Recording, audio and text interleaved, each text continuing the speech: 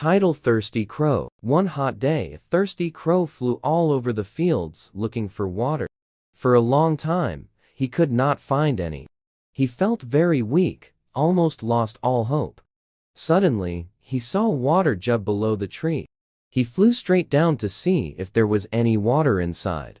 Yes, he could see some water inside the jug. The crow tried to push his head into the jug. Sadly, he found that the neck of the jug was too narrow. Then he tried to push the jug to tilt for the water to flow out, but the jug was too heavy. The crow thought hard for a while. Then, looking around it, he saw some pebbles. He suddenly had a good idea.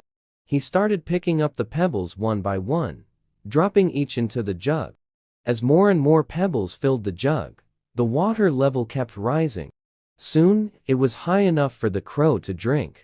His plan had worked. Moral: think and work hard. You may find solution to any problem.